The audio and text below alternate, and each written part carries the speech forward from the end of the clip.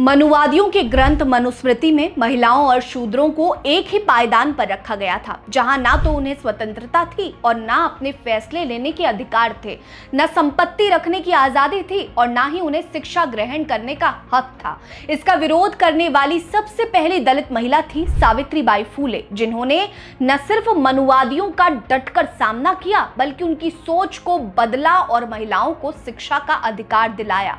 मनुवादियों को आंख दिखाने के कारण उच्च जातियों ने उनका सामाजिक बहिष्कार किया और ब्राह्मणों ने तो उन पर गोबर तक फेंक दिया था। नमस्कार, मेरा नाम है रीटा। आज के इस वीडियो में मैं आपको सावित्रीबाई फूले की कहानी सुनाऊंगी, जिन्होंने जीते जी मनुवादियों को चैन की सांस नहीं लेने दिया। 3 जनवरी 1831 को महाराष्ट्र के सतारा जिले के न्यायगांव में जन्मी सावित्रीबाई फूले अपने पिता खंडोजी नेवसे पाटिल की सबसे छोटी बेटी थी। वो माली जाति से थी, जिसे शूद्र माना जाता था। मनुवाद के उस दौर में शूद्रों के बच्चों और खास करके महिलाओं को स्कूल जाने का अधिकार नहीं था।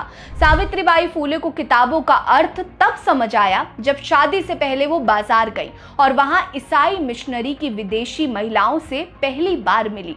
एक ईसाई महिला ने उन्हें किताब दी, जिसके चित्रों ने सावित्रीबाई फूले को गहराई से प्रभावित किया और यहीं से उनके मन में शिक्षा के प्रति जिज्ञासा जग गई। महज 9 साल की उम्र में उनकी शादी 13 साल के ज्योतिबा राव फूले से करवा दी गई। ज्योतिराव पुणे में प्राइमरी शिक्षा प्राप्त कर चुके थे और पढ़ाई लिखाई में होशियार थे, इसलिए प्राइमरी स्कूल छोड़ने के बाद भी उनके पिता गोविंद राव के एक दोस्त ने ज्योतिराव को और पढ़ने के लिए प्रेरित किया, जिसके बाद पुणे में ही स्कॉटिश मिशन हाई स्कूल में उन्होंने फिर से पढ़ाई शुरू कर दी। वो इसी के साथ अपने पिता की खेती बाड़ी में मदद भी किया करते थे। 13 साल की उम्र में शादी होने पर भी उन्होंने पढ़ना नहीं छोड़ा। उनकी पारखी नजरों ने सावित्रीबाई की आंखों में पढ़ाई को लेकर चमक को पहचान लिया और वहीं से सावित्रीबाई फूले के जीवन में एक बड़ा बदलाव शुरू हो गया। उन्होंने सावित्रीबाई फूले और अपने चचेरी बहन शगुनाबाई सिरसागर को घर पर ही पढ़ाना शुरू कर दिया। इसके बाद सखाराम यशवंत पराजपे और केशव शिवराम भावलकर जैसे शिक्षकों ने उनकी आगे की पढ़ाई में मदद की। सावित्रीबाई ने प्राइवेट स्कूल में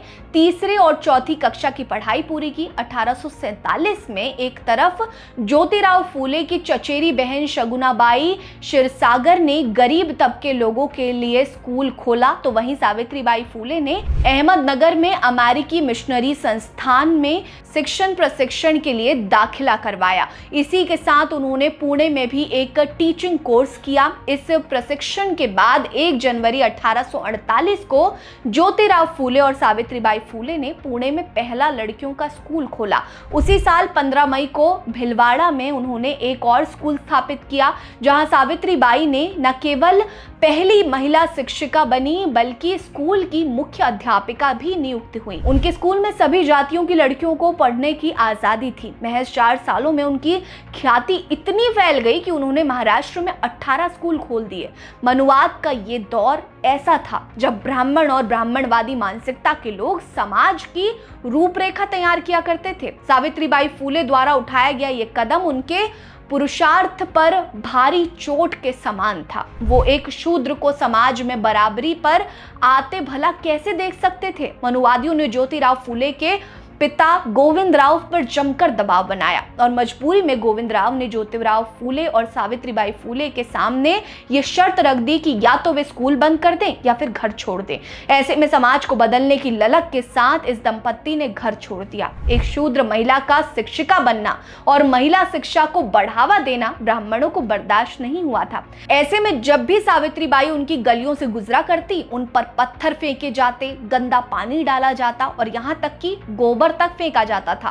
लेकिन सावित्रीबाई फूले ने कभी हार नहीं मानी। वो कहती थी कि ये गोबर और पत्थर उनके लिए फूलों की तरह हैं, जो उन्हें और प्रेरित करते हैं। वो अपनी बहनों और बेटियों को पढ़ाने का नेक काम कर रही थी। मनुवादियों के इस उत्पीड़न के कारण वो अपने साथ हमेशा एक एक्स्ट्रा साड़ी लेकर चला करती थी। आपको बता दें कि सावित्रीबाई फूले और ज्योतिराव फूले ने मिलकर महिलाओं के उत्थान के लिए कई क्रांतिकारी कदम उठाए। उन्होंने महिलाओं के लिए सबसे पहले स्कूल की शुरुआत की, उन्हें शिक्षित करने के लिए कदम उठाया। साथ ही उन्होंने विधवाओं के लिए आश्रम खोले और उन्हें सम्मानजनक जीवन दिया। ज्योतिराव फूले के सपनों को सावित्रीबाई फूले ने हर कदम पर साकार किया।